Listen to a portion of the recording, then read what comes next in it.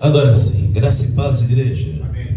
Amém, irmãos? Quem está com frio da glória a Deus? Glória a Deus. Quem gosta de frio da glória a Deus? Glória a Deus. Ia fazer uma pergunta, mas melhor não. E o Palmeiras, hein, Palmeiras? A partir de agora, quem falou que a gente tem mundial tá de banco, tá bom? Dorma com essa. Irmãos, peguem as suas Bíblias em Mateus capítulo 8. Eu creio que é uma palavra conhecida. Amém? Mateus capítulo 8, a partir do versículo 5. Mateus capítulo 8. A partir de qual versículo? 5. Olharam no telão ou decoraram mesmo? Isso, que bom. Vai nessa de telão aí. Vai. Casa não tem telão não, irmãos. Vamos lá. E entrando Jesus em Cafarnaum, chegou junto dele um centurião. Rogou-lhe e dizendo: Senhor, o meu criado jaz em casa, paralítico e violentamente atormentado. E Jesus lhe disse: eu irei e lhe darei saúde. Aleluia! E o centurião respondendo disse: Senhor, não sou digno que entres debaixo do meu telhado, mas dize somente uma palavra e meu criado há de sarar. Dize somente uma palavra. Amém. Pois também eu sou homem sob autoridade, e tenho soldado às minhas ordens. E digo a este: vai, ele vai. E a outro: vem, ele vem. E ao meu criado: faz isto, e ele o faz. E maravilhou-se Jesus ouvindo isso, e disse aos que o seguiam: em verdade vos digo, nem mesmo em Israel encontrei tanta fé. Mas eu vos digo que muitos virão do Oriente e do Ocidente e sentar-se-ão à mesa com Abraão, Isaque e Jacó no reino dos céus. E os filhos do reino serão lançados nas trevas exteriores. Ali haverá pranto e de ranger de dentes. Então disse Jesus ao centurião: vai, e como creste te seja feito. E naquela mesma hora seu criado sarou. Aleluia! Vamos orar. Pai querido, nós te agradecemos por esta noite, Senhor. Nós te agradecemos pelo teu amor e pela tua bondade que até aqui tem nos sustentado. Senhor, nós cremos que o Senhor tem poder para mudar qualquer situação. Pai, assim como nós acabamos de cantar, a tempestade e o vento forte não vão roubar a nossa fé. Pai, que esta palavra que aqui será anunciada, Senhor, seja uma palavra de revelação, de transformação. Seja uma palavra, ó Deus, de força para você que entrou aqui talvez desesperançoso, mas também seja uma palavra de resposta, a exemplo desse centurião que foi até a ti e não voltou de mãos vazias. Pai, nós queremos que tu és um Deus de milagre, um Deus de cura, um Deus de libertação, e não há sentença que o homem possa vir promulgar que o Senhor não possa mudar, que o Senhor não possa restaurar, que o Senhor não possa transformar. Por isso, ó Deus, toma todo o nosso entendimento, o nosso coração, a nossa mente. Espírito Santo, fala conosco nesta noite. É o que nós te pedimos, no nome de Jesus. Amém. Aplauda o Senhor. Glória a Deus. O tema da minha pregação é apenas uma palavra. Repita comigo. Apenas uma palavra. Olha para essa pessoa linda de um lado e diga: apenas uma palavra. Mas faz assim com o dedo para ele: apenas uma palavra. A pessoa que está do outro lado, eu tenho certeza que é mais bonita ainda, e diga: apenas uma palavra. Andressa, fala ali para o Marcelo que está na sala ali, diga para ele: apenas uma palavra. Oh glória. Amém, irmãos? Para a pessoa que está atrás, diga: apenas uma palavra. Para você que está acompanhando agora em casa, apenas uma palavra. Amém? Irmãos, Jesus está em Cafarnaum. Fale comigo, Cafarnaum. Em Lucas capítulo 4, versículo 29, nós vemos Jesus que volta para a sua terra natal. Qual era a terra natal de Jesus? Qual? Belém? Qual? Jerusalém? Não, qual que é? Escola dominical, urgente. Nazaré, por isso que Jesus o Nazareno. Eu creio em Jesus de Nazaré, porque esse era o costume hebraico da época. O nome da cidade que você vinha te acompanhava. Então imagina a gente, em Vinícius Gemelino Matarazzo, glória. E agora nós vemos no capítulo 4 que inicia Jesus sendo levado pelo Espírito Santo para o Rio Jordão, e lá ele é batizado pelo Espírito Santo. Ele é levado até o Jordão. O seu primo João Batista o batiza. Ali acontece uma manifestação espiritual chamada teofania, que aparece o Espírito Santo de Deus e vem uma voz do céu, e essa voz, ela diz: este é o meu filho amado, a qual eu me comprazo. Reparem o que a voz de Deus diz sobre Jesus: este é o meu filho amado. Depois diz o texto de Lucas, que é muito parecido com o relato de Mateus capítulo 4 também. Já estou esquentando, já estou pentecostal. Vai dizer que Jesus é levado agora para o deserto. Quem leva Jesus para o deserto? O Espírito Santo. Só que quando ele chega no deserto, ele não vai para ver flores, ele não vai para ver o seu amigo, ele vai para ser tentado por Satanás, tentado pelo diabo. Porque engana-se o crente quando ele acha que pode flertar com o diabo, como nós vimos na última pregação. A palavra do Senhor diz que ele veio para nos perder. Ele veio, ele se coloca como opositor. Por isso, naquele momento que Jesus está no deserto, ele é tentado. Vai dizer a palavra, tio, que ali ele ficou quantas noites, irmãos? 40 dias. A partir de agora o Alex é café com leite, não responde mais nada. Quantos dias Jesus ficou lá? Na verdade nós não temos certeza se é 40. Toda vez que aparece 40 na Bíblia significa um tempo longo, porém necessário, um tempo de preparo. Jesus ficou 40 dias jejuando para se preparar, e você não quer se preparar. Você já quer subir no púlpito para pregar, porque aliás você tem algo diferente para falar que o seu pastor, que os evangelistas, os diáconos ainda não descobriram. Aí você não quer viver etapa. Jesus viveu etapa, você não quer viver etapas. Aí Jesus agora está no deserto. E deserto é coisa que crente foge. Eu também fujo. Mas só no deserto, só no lugar de nada, que a gente entende, Sara, que Deus é o nosso tudo. Porque enquanto está tudo bem, meu irmão, você não lembra nem da igreja. Vou te falar uma coisa. Se a vinda do Senhor, e agora eu vou falar para pré, para pós, e eu vi que existe uma coisa que derruba o pré e derruba o pós. Fala comigo, o quê? Existe uma coisa que derruba arminiano e calvinista. Fala comigo, o quê? A preguiça e o frio. Porque a gente fala de fogo, a gente fala que Deus é tudo na nossa vida. Quando chove, crente foge da igreja, irmão. E aí quando eu digo que crente foge da igreja, eu sou do partido que não existe lugar sagrado. Existe lugar ao qual nós somos chamados a revelar santidade. Porque é fácil aqui dentro a gente dar glória e sapatear. Eu quero ver na tua casa, meu irmão, você falar de Jesus.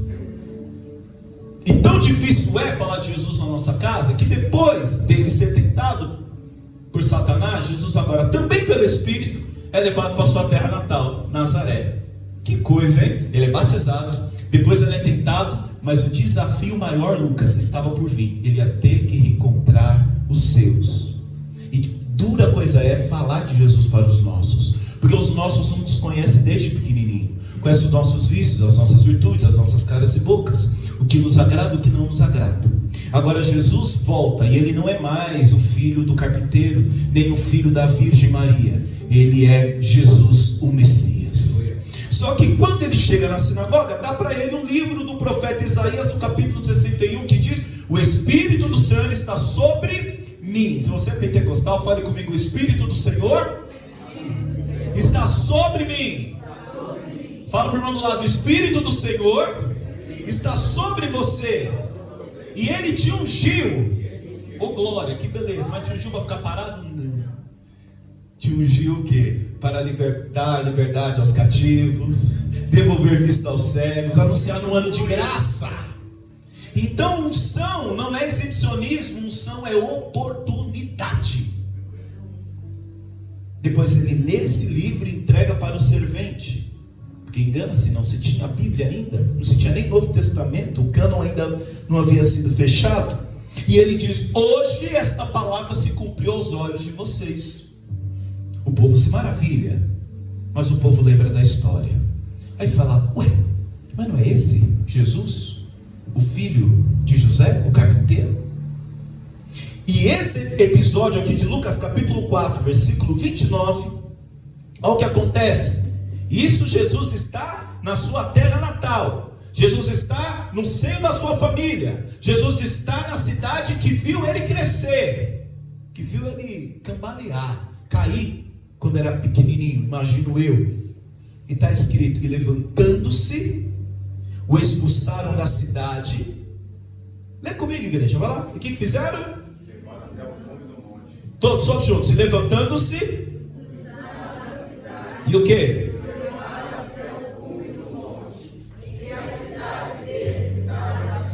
Para ali? O que iam fazer com Jesus, meus irmãos? Fala para mim, igreja, o que iam fazer com Jesus? Mas ele não estava no meio da família? Ele não estava na terra natal? Meu irmão, vamos começar a aprender algumas coisas sobre Bíblia? O primeiro a querer nos matar são os nossos irmãos. Mas tem um outro lado. Mesmo os irmãos querendo matar Jesus, isso não mudou quem era Jesus. Porque neste momento, irmão Malo, pastores, diáconos, evangelistas, neste momento ele lembrou daquela voz lá do batismo: este é o meu filho amado. Até quando queriam jogar Jesus de um precipício, ele precisou lembrar: eu sou um filho amado. Não importa a ação que as pessoas vão ter comigo, se elas querem me jogar de precipício, se elas querem me jogar na cisterna, se elas querem a minha túnica, eu continuo sendo um filho amado do Senhor. E coisa linda, porque nós meditamos essa palavra na sexta-feira e a minha esposa trouxe algo que eu achei lindo. Olha o versículo 30. Ele, porém, passando pelo meio deles, retirou-se. Não adianta você querer se justificar. Não adianta você querer provar algo que a pessoa não está enxergando. Agora eu vou lá falar poucas e boas. Agora eu vou lá falar o que ele merece ouvir. Não, essa pessoa não merece ouvir nada. Faça como Jesus fez. Estão querendo te matar? Saia do meio do povo, se retire. Ah não, agora eu vou inaugurar a terceira guerra mundial na igreja, porque não me aceitam como eu sou. Deixa eu te dar uma grande notícia. Então você não vai congregar em igreja nenhuma. Ah, mas eu sou assim. Na igreja vai ser diferente, meu irmão. Na igreja você não faz o seu jeito. Na igreja você não faz a sua forma. Eu como pastor não posso fazer do meu jeito. Eu como pastor não posso fazer da minha forma. Aí é o verdadeiro crente, né, Gabriela? Eu nasci assim. É que a banda desceu. Você não fala para dar um dó aqui, já cantava essa música. Eu nasci assim, eu vivi assim. Evangelho é chamado para transformação, para mudança de vida. E não é mudança exterior não, meu irmão. Porque esse blazer aqui rasga, o sapato fura, mas a palavra do Senhor que tem que estar no nosso coração. É isso que tem que permanecer. Em Nazaré, que Jesus ia ser jogado de um precipício pelos seus. Então não fique esperando tapinha nas costas. Não fique esperando: ai que lindo, como ele prega bem, como ele canta bem. É claro que nós não vamos criar das nossas igrejas, irmãos, um lugar insensível, um lugar a qual a gente não reconhece o outro, um lugar a qual a gente não elogia o outro. Ser elogiado é bom ou não é bom? Mas isso não pode ser primário no nosso coração. Agora, se nós formos andar buscando aplausos, nós estamos procurando agradar a Deus, já dizia Paulo na sua carta. E depois desse episódio, depois de ele passar na sua terra natal, diz o versículo 31, leia comigo, ele ia quase ser jogado. Ele sai no meio das pessoas, ele vai para onde agora? E desceu a Cafarnaum, cidade da Galileia, e os ensinava no sábado. Sabe o que é interessante? Em Nazaré, Jesus estava ensinando, agora em Cafarnaum ele também está fazendo o quê? Ensinando. Porque o ao redor não mudava quem ele era. Então se você canta, cante. Se você tem para pregar, pregue. Acabou, meu irmão. E vamos que vamos. Sacode a poeira do pé. E próximo, caminha, cumpre o propósito. Aleluia, igreja. Agora Mateus capítulo 9, versículo 1. E entrando no barco, passou para o outro lado. Diga para o irmão do lado: Deus quer que você vá para o outro lado. E olha o que diz: e chegou à sua cidade. Isso é Mateus, Levi, que foi chamado lá na coletoria, porque quando ele chega em Cafarnaum, é uma cidade avançada, tem sinagoga, tem poço alfandegário, tem porto. E ali Mateus escreve dizendo que quando ele passa para o outro lado, ele chega à sua cidade. Então Jesus escolhe Cafarnaum agora para ser a sua cidade, uma vez que lá em Nazaré botaram ele para correr. E é o que diz: e eis que lhe trouxeram um paralítico deitado numa cama. E os irmãos conhecem a história. Jesus está em Cafarnaum, nessa pregação que eu quero apresentar para vocês. Mas antes eu quero apresentar alguns textos. Mateus capítulo 11, versículos de 23 a 24.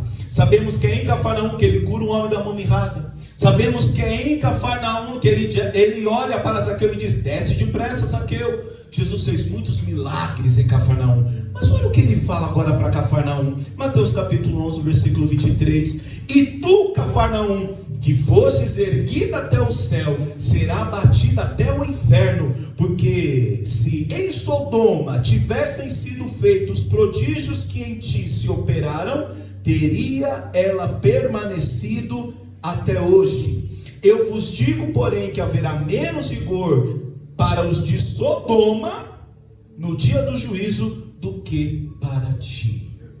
Meu irmão, fala uma coisa aqui importante: milagre é bom? Quem já recebeu milagre aí, da glória a Deus? Mas deixa eu te falar, milagre não salva ninguém. Milagre é bom? Manifestação sobrenatural de Deus é bom? Melhor é intimidade com esse Deus. Milagre não cura ninguém. Quantos receberam milagres e hoje desdenham do Senhor? Quantas pessoas receberam profecias, revelações e não estão mais querendo estar no centro, junto com os irmãos, na vontade do Senhor? Quer ver um exemplo? O Faraó. Eita, como viu manifestação de Deus. Viu ou não viu? Nilo se transformando em sangue. Depois veio uma forte neblina, como se fosse uma escuridão espessa. A morte dos primogênitos, as rãs, os piolhos, manifestação. Mas se converteu, mudou o coração? Não. Então, meu irmão, milagre não salva ninguém. A grande questão é: o que viemos buscar na casa do Senhor? Já que se essa casa que nós dizemos é do Senhor, o que estamos vindo buscar? Porque se é cura, talvez um hospital pode nos oferecer. Se é uma chave de um carro, talvez uma concessionária pode te dar. Talvez então se é a chave de um imóvel, você pode falar com o Mauro, ele aluga, ele vende, né, Mauro? O Mauro já bateu a meta esse mês? Não, então ajuda o irmão Mauro, irmãos. Agora, se você está buscando vida eterna, só Cristo tem para te dar. Se você está buscando arrepio, talvez andar nesse frio sem blusa você vai sentir. Se você quer chorar, talvez se você ouvir a música mais emocionante da tua vida, você vai chorar. Mas se você quiser intimidade e vida eterna, Jesus está aqui nesta noite. Jesus agora está em Cafarnaum. Fale comigo, ele está em Cafarnaum. E ele recebe um pedido. Fala comigo, recebe um pedido inusitado. Alguém vem atrás de Jesus. Fala comigo, igreja. Alguém vem atrás de Jesus pedindo uma cura. Mas talvez você diga: pastor, o que tem de inusitado nisso? Porque Jesus curou leprosos, porque Jesus curou endemoniados, lunáticos. O que tem de extraordinário, de inusitado alguém pedir cura para Jesus? Não é o pedido, é a pessoa que vai pedir a cura. É um centurião romano. O centurião romano, nós sabemos a história, a função dele. Ele era um alto oficial do exército, então ele tinha patente. Se ele era romano, ele trabalhava para o império que subjugava, que agora está lá na Judéia, está lá na Galileia, as ordens de Herodes de Antipas, que é aquele que manda degolar João Batista. Agora o poder romano está lá subjugando os judeus. Por ser centurião, a palavra nos leva a entender que ele cuidava de 100 soldados. Então ele é um homem que dava ordem, sim ou não? Cumpria a ordem e dava ordem. Agora imagina, meus irmãos, um alto oficial do Império Romano ir até Jesus e pedir uma cura. Imagina, Cafarnaum, uma cidade. Eu creio que tudo que Jesus fazia ali já estava dando um burburinho. E de repente um oficial romano para tudo o que está fazendo e vai lá pedir para Jesus uma cura, um milagre. Ele pode ser centurião, ele pode ter poder, vai pegando igreja, ele pode ter influência, mas poder para curar o centurião não tem. Ele pode ter força, ele pode ter espada, mas para curar o centurião não consegue. O que eu estou querendo dizer? Você pode ser a pessoa mais influente, mais importante. Você precisa de Jesus. Todos nós precisamos de Jesus. Vamos entender? Primeira coisa que o centurião fala com Jesus. Versículo 6. E dizendo, o que o centurião fala para ele? Senhor. Fala comigo? Senhor. A igreja está aí, fala comigo? Senhor. Porque para muita gente Jesus é Deus, mas não é Senhor. Pastor, me explica a diferença. Tem muita diferença. Uma coisa é você fazer de Jesus o seu lacraio, o seu mordomo, aquele que você pede, coloca ele na parede. Eu fiz campanha, eu subi monte, eu fiz propósito, você tem que me dar. Outra coisa é você dobrar os joelhos e dizer: Senhor, eu aceito a tua vontade, mesmo que a sua vontade seja contra os meus propósitos, o meu querer. O centurião chega em Jesus e reconhece ele como Senhor, enquanto na terra natal dele, Nazaré, queriam jogar ele do precipício. O pagão, porque se ele era romano, ele não era judeu. Amém, igreja? Se ele não era judeu, ele era gentil. Se era gentil, judeu nem chegava perto, porque ficava impuro. Mas aquele que é gentil, pagão, reconhece em Jesus que ele é Deus. Ele chega para Jesus e diz: Senhor. Aí ele fala assim: não sou digno. E aí, quando eu fui olhar no grego aqui, a palavra digno é axios. Fala comigo, axios. A palavra axios no grego significa merecedor.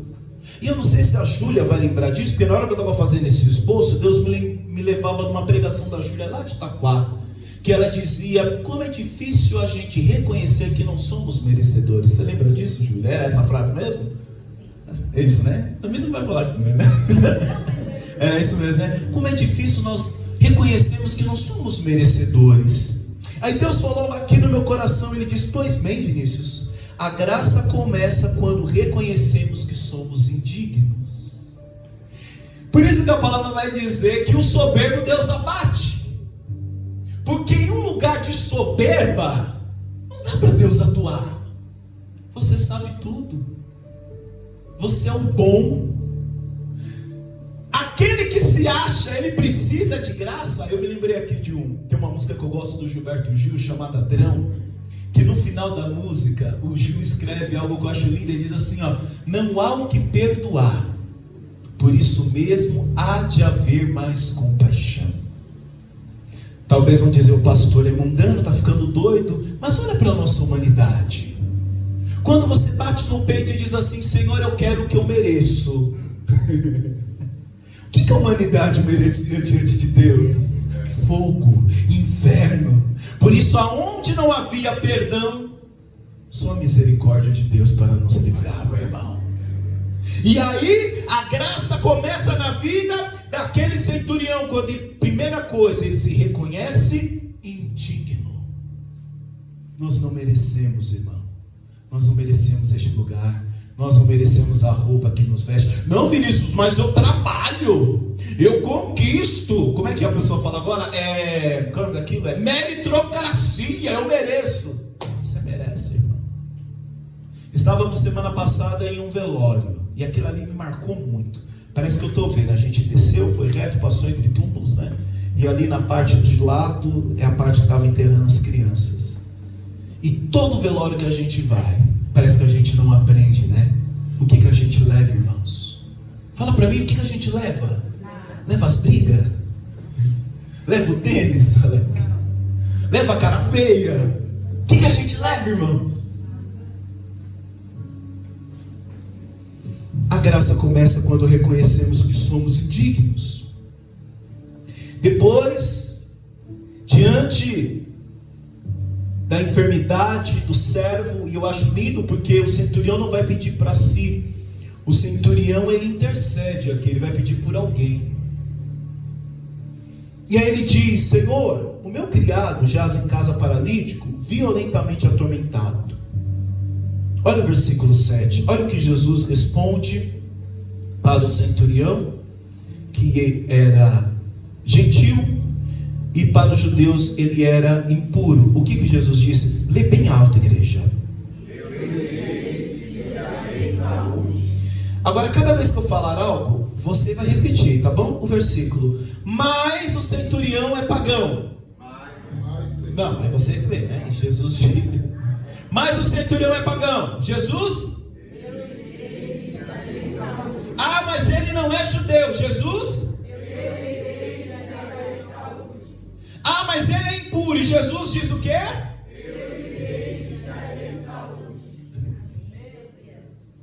Aleluia. Mais uma vez, as circunstâncias não mudavam quem era Jesus. Ele é impuro. Você vai lá, eu irei lhe darei saúde. E coisa boa é quando Jesus entra na nossa casa. Quando Jesus diz: eu vou com você. Salmo 23 diz: ainda que eu passe pelo vale, possibilidade, ainda. A parte B do versículo diz: tua mão, tu estarás comigo, certeza. O crente pode passar como pode não passar, mas a certeza é que ele vai passar conosco. Então não é sobre estar blindado, não é sobre não passar problemas, é sobre um Deus que passa com você até no vale, te dando cura, te dando salvação. E recebe aí, igreja, Jesus hoje está entrando na tua casa para te dar saúde.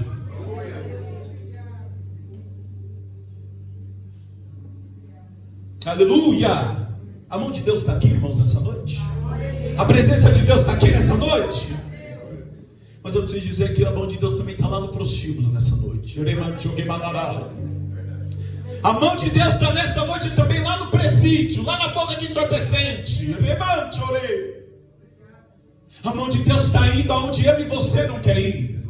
A mão de Deus está indo aonde a nossa religiosidade não nos deixa ir. Onde a nossa preocupação, a nossa bomba. O que vão achar de mim? Eu sou pastor. O que vão achar de mim? Eu sou evangelista. Glória a Deus que a mão de Deus está lá, porque Ele nos tirou de lá. Muitos estavam lá, mas a mão de Deus foi lá e nos resgatou. Não viu roupa, não viu veste, não viu conta bancária, não levou em consideração o que falávamos de nós. Ele apenas disse: eu irei e lhe darei saúde. Eu vou lá, vou encontrar ele sujo, eu vou encontrar ele caído, eu vou encontrar ele machucado, mas eu vou dar saúde, mas eu vou restaurar.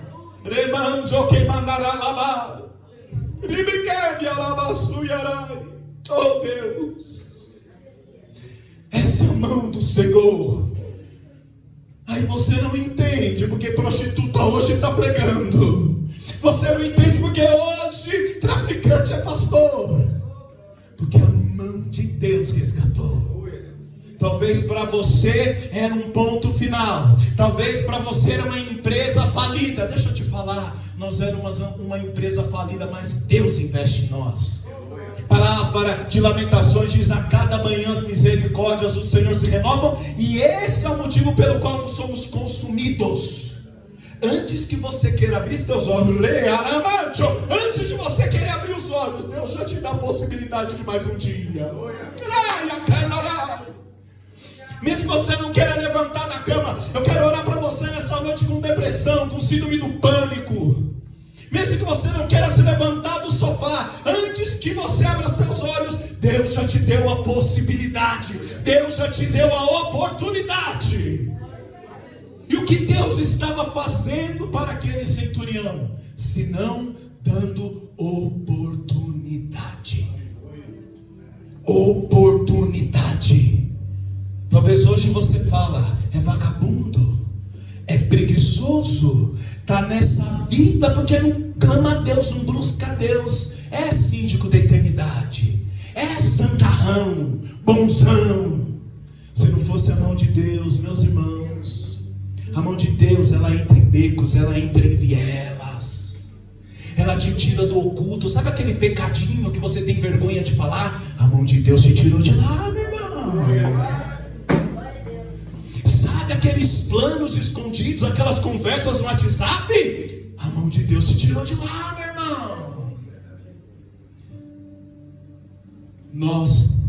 Eu não canso de dizer isso para a igreja, não vamos confundir as bolas.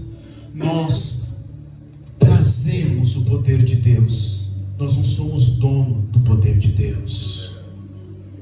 A mão de Deus está indo na tua casa nesta noite, aleluia. Eu quero continuar, mas Deus está falando para eu dizer, a mão está entrando lá e está livrando pessoas da síndrome do pânico, transtorno de personalidade. Não sei porque Deus manda dizer isso. Deus está falando aqui, mulher, para de discutir com o teu marido, porque o que está nele é espiritual, mas eu entro hoje na tua casa e faço uma grande obra, aleluia. Você está querendo ele aqui no culto, mas não está fazendo culto para mim na tua casa, aleluia. Remande orebadai, eu irei e lhe darei saúde. Só pode dar saúde quem tem poder sobre a doença. Só pode dar vida aquele que tem poder sobre a morte e sobre a vida. Diz a palavra que Jesus está chegando em uma cidade chamada Naim. Fala comigo, Naim. E ele encontra uma viúva. Qual o nome da viúva? Não tem. O nome é da cidade, Naim. E aí, em alto momento, Eliana, Jesus toca no esquife. O cortejo para. E eles dizem, param porque não podia tocar no esquife. E aí Jesus olha para aquela mulher que está agora sepultando o filho, que outrora havia sepultado o marido, e diz, não chore. Eu queria poder ter essa ousadia de Jesus, sabe? De chegar em um funeral e falar, não chore. Imagina, mais uma vez Jesus sempre na contramão, na contra-regra da nossa lógica, né, irmã Cris? Do nosso jeito de querer um milagre. Jesus chega para a mulher e diz, não chora. Aí é peleja, Alex. Enterrou o marido, enterrando o filho. Eu chego e falo para a mulher, não chora. A única forma de fazer aquela mulher parar de chorar, Isadora, era Jesus tirando a causa do choro. Qual era a causa do choro? O filho morto. Então Jesus toca no esquife e diz, o que, mancebo? A te ordeno, levanta em nome de Jesus. Pronto, o choro acabou rapidinho. Para Jesus entrar na casa daquele centurião, para Jesus ir, dizer, não, eu vou, porque o texto não fala que também entrou na casa. Para ele dizer, eu vou, é porque ele tinha todas as capacidades de restaurar. Chama Jesus para a tua casa, irmão. Chama Jesus para a tua família, meu irmão. Apresenta para Jesus aquele caso mais difícil para você, mas não para o Senhor. Aleluia. E aí, o centurião, ele repete um costume da época, porque eu disse que o centurião, ele era tido como impuro, amém? Impuro. Então quem entrava na casa do centurião se tornava o quê? Impuro. Então olha o que o centurião diz para Jesus, aquele que disse, eu irei e lhe darei saúde. Olha o versículo 8. E o centurião respondendo disse, Senhor, não sou digno. Meu irmão, o milagre começa aqui, quando você diz, eu não sou digno, eu não mereço. Aleluia, eu não sou digno. Aí ele fala assim, irmã Cris, olha que coisa linda. Eu não sou digno de que entres debaixo do meu telhado. Ele sabia que não era costume de judeu, ainda mais Jesus rabino, entrar na casa e diz, olha, eu não sou digno não. Mas agora, irmão, vem uma pancada. Fala pro irmão, vai vir uma pancada aí. Meu Deus do céu, é lindo demais. Eu não sei se eu fico lendo o texto e minha cabeça vai vendo. Talvez vocês estão aí e ficam, mas o que ele está vendo? Mas isso é lindo demais. Ele diz assim: olha, Jesus, eu não sou digno que você entre na minha casa. A sua santidade é grande. Tu és santo. Aí ele diz assim, ó: mas dize somente uma palavra, e o meu criado há de sarar. Jesus, eu não preciso da campanha, eu não preciso nem de 7 dias. No caso dos nossos irmãos, a gente não precisa nem de uma casa de paz, né? Eu não preciso nem de um devocional. Eu só preciso de uma palavra para que ele seja curado. Vocês entenderam? A gente só precisa de uma palavra do Senhor para que quadros sejam restaurados, para que tudo que está destruído seja restaurado. Pensa na pessoa lá enferma, na doente, aquela pessoa que humanamente a gente não consegue. Nós só necessitamos de uma palavra do Senhor. Aleluia. Ele é o Logos, Ele é a palavra. E aí eu penso, quantas coisas, irmãos, podem ser construídas e restauradas pelo poder da palavra? Já pararam para pensar? Pelo poder da palavra. Quantas coisas podem ser construídas? Quantas coisas podem ser restauradas? Talvez uma amizade pode ser restaurada, irmão? Sim ou não? Sim. Um emprego pode ser conquistado pelo poder da palavra? Sim. Começar uma nova amizade? Pode? Sim ou não? Sim. Um relacionamento pode começar pelo poder da palavra? Sim. Agora o inverso. Quantas coisas podem ser destruídas pelo poder de uma palavra? Provérbios capítulo 15, versículo 1. Essa é para você, crente, que entra na confusão, entra na fogueira, né? Fala, vou apagar a fogueira, e já vem com um galão de gasolina. Olha o que está escrito aí: a resposta branda, mas a palavra dura. Então a questão aqui, irmãos, não é a palavra, porque depois o próprio centurião vai dizer: eu sou um homem de autoridade, e eles ouvem e obedecem a minha palavra. Então a questão aqui não é a palavra, a questão aqui é quem profere a palavra. Por isso que o centurião vai atrás daquele que tem palavras de vida eterna. Irmão, você é cristão? Você é discípulo de Jesus? Para você dizer eu vou e darei saúde, pense que quando você chegar lá, você não pode falar nada que vai matar, nada que vai deturpar.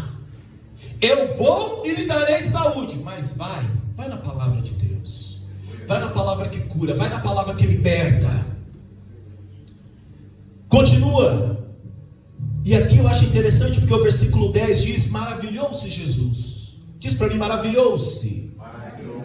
E aí eu fiquei, o versículo 10 diz assim: maravilhou-se. Eu fiquei pensando, mas caramba, se maravilhar não é se espantar também? É ou não é? Se surpreender, sim ou não? Aí eu fiquei pensando, Jesus não é Deus, sim ou não? Aí se a gente entra na cristologia, eu não quero entrar muito não, mas eu preciso falar disso. Jesus era onisciente, sim ou não? Mas por que Mateus, ele diz que maravilhou-se Jesus?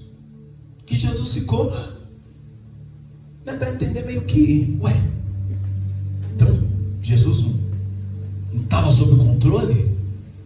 O fato aqui não é sobre o controle. Jesus se maravilha da ousadia daquele que era tido como pagão. É aquela história: Jesus, da onde menos todos esperavam, ele viu que veio. E coisa boa, irmãos, é quando isso acontece com a gente. Da onde a gente menos esperava, vem a mão estendida, né, Cid? Da onde a gente menos esperava, vem o consolo. E aí o que Jesus faz? Ele se maravilha, e ouvindo isso, disse aos que o seguiam: em verdade vos digo que nem mesmo em encontrei tanta fé. Israel, centro da adoração judaica. Israel, que tem o templo. Israel, que tinha sacrifícios. Judeus, doutores da lei, versados na Torá, prosélitos, homens estudiosos, filhos do seio de Abraão. Mas ele diz: olha, em verdade vos digo, que nem nesse Israel encontrei tanta fé. Aleluia. Da onde menos esperava, tem fé. Lembra que eu falei da mão que está indo lá no prostíbulo, que está lá indo agora na boca de entorpecente? De onde menos esperava. Deus é expert em trazer coisas preciosas de lugares incomuns. Não vamos sentar à mesa, porque falta um. Onde é ele? Vocês conhecem a história, Davi, onde ele está? Está na malhada. Quando Jesus nasce, coloca ele aonde? Numa manjedoura, lugar onde o boi lambe sal. Lugares incomuns continua sendo o melhor cenário para Deus operar milagres. Talvez a tua casa hoje é um lugar incomum. Talvez a tua família hoje é um lugar incomum, mas é o lugar que Deus é expert em fazer coisas novas, maravilhosas. Aleluia! Mas eu vos digo, olha o versículo 10. Mas eu vos digo que muitos virão do Oriente e do Ocidente e sentar-se-ão a? Sentar-se-ão a? Eu não vou parar de falar. Sentar-se-ão a? Acorda, igreja, sentar-se-ão a? Com Abraão, Isaac e Jacó no reino dos céus. Está falando para judeu que aquele que é tido como pagão, aquele que é tido como impuro, aquele que trabalha para o Império Romano, esse também tem lugar na mesa. Aí o povo pula alto. Como que ele tem lugar na mesa? Nem circuncidado é, nem frequenta a casa sal, nem faz devocional, nem vai para conferência em Uberlândia. Como que ele tem lugar na mesa? A mesa não é tua, irmão, e glória a Deus que não é. Deus continua nos surpreendendo e preparando o lugar para nós sentarmos. E esse sentar-se à mesa, na teologia, é chamado de termo intercambial. O que é termo intercambial? É a mesma coisa de seio de Abraão, é a mesma coisa de céu. Deus está falando, esse também é um sujeito para a salvação. Aquele que a gente olha e talvez é impuro, não fala a nossa língua, não tem os mesmos costumes. Ele diz, também vai sentar à mesa com Abraão, Isaac e Jacó no reino dos céus. Meu irmão, eu não sei o que falaram para você, mas eu preciso dizer, você tem lugar na mesa. E só senta na mesa quem é filho. Empregado nunca vai entender que tem um lugar na mesa. Aquele menino só voltou para casa, lá em Lucas, parábola do filho pródigo, porque ele lembrou que era filho, mas ele insistiu em querer viver como empregado. Meu irmão, você é filho. Para de querer viver como empregado. Empregado recebe qualquer preço, filho não. Se senta à mesa, tem anel do dedo, tem sandália, tem vestes novas. É tudo isso que Deus está te oferecendo nesta noite. Deus te apresenta um lar, mas você insiste em pagar aluguel para o diabo. Deus te oferece mesa, você se satisfaz com qualquer lugar. Não, tem uma mesa preparada para você no reino dos céus. Aleluia! Eu quero encerrar. Eu vou para o versículo 13. E diz, então disse Jesus ao centurião. Bem forte, igreja. O que Jesus disse para o centurião? Vai. De novo. Vai. De novo. Vai. Ué, por que Jesus não falou, fica? Vem fazer parte dos 12. Fica, vamos montar mais uma denominação. Fica. A ação de Deus não é para nos paralisar. Eu tenho certeza que depois desse encontro, irmã Cris, o centurião não foi mais o mesmo. Porque ele mesmo disse, eu tenho autoridade, eu mando um vai, outro vem. Eu tenho autoridade, mas diante dessa enfermidade, só o Senhor Jesus para restaurar. E ele disse, vai. A ação de Deus na nossa vida é um convite para caminhar e cumprir propósito. Ah, pastor, mas não é que eu não estou cumprindo o propósito, eu estou parado. Está pecando do mesmo jeito, não está cumprindo o propósito. propósito. Deus te chamou para se movimentar. Deus está inspirando algo? Coloque em prática. Caminha. Lá no cemitério tem um monte de dons enterrados. Não podem cantar mais, não podem pregar mais. Como diz a Cris, eu acho lindo, não pode falar mais do amor tão lindo desse Deus. Salmo 150, o último salmo do saltério diz: tudo que tem fôlego, louve o Senhor. Porque quem está morto não louva mais. Então louvor é talvez você entende que há vida em você. E Jesus diz, então disse ao centurião: vai, como creste, te seja feito. E naquele mesmo dia, está escrito aí? Naquele mesmo mês? Naquele mesmo ano? Naquela mesma hora, o seu criado sarou. Mas vamos lá, se Jesus disse: eu irei e lhe darei saúde, então o criado não estava ali, estava ali? Estava em outro lugar, sim ou não? Mas o texto diz que naquela mesma hora o criado sarou. Então, pode ser que nós vamos estar aqui orando, clamando, e parece que nada está mudando, mas lá na nossa casa o milagre está acontecendo.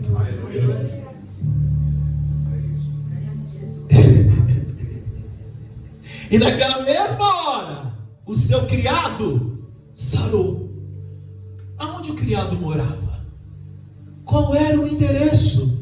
Qual era a distância? Não importa. Não havia distância para o agir de Deus.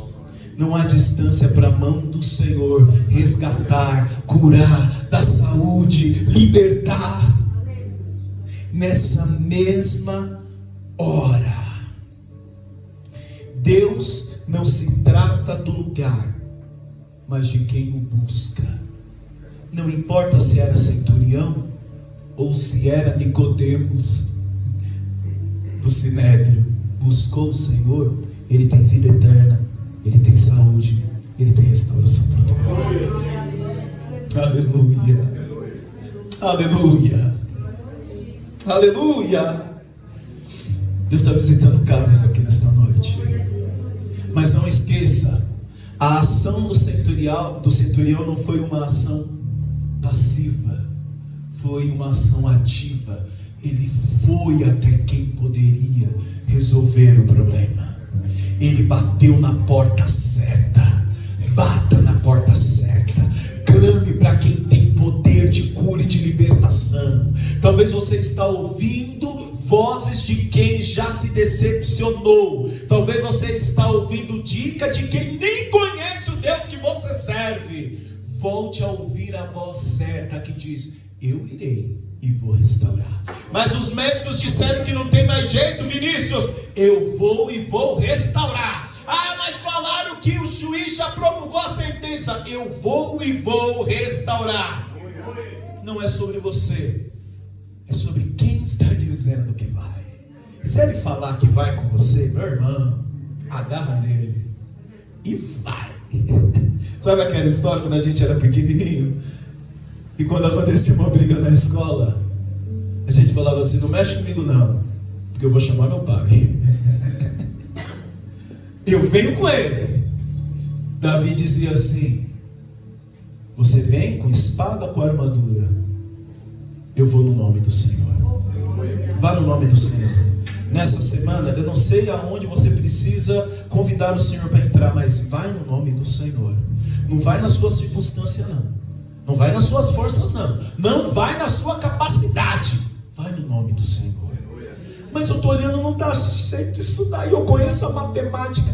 Vai no nome do Senhor. Aleluia.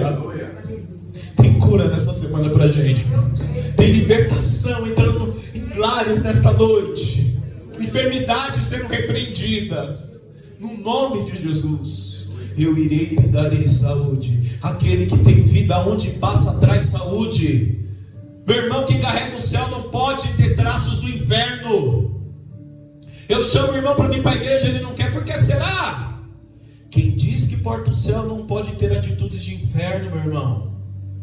Se você for para entrar numa casa, vai para levar saúde, vai para levar Jesus.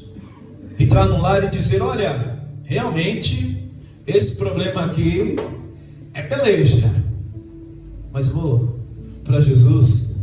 Meu Deus, lembrei de Ezequiel: pode esses ossos voltarem à vida?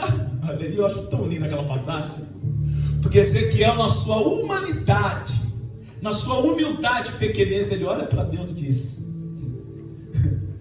tu sabes, Senhor, tipo querendo dizer: olha, por mim, tu sabes, Senhor. Fala para o irmão do lado: tira o seu time de campo. Tira o seu time de campo. Tem gente profetizando, mas está querendo montar acampamento para ver se Deus realmente vai fazer.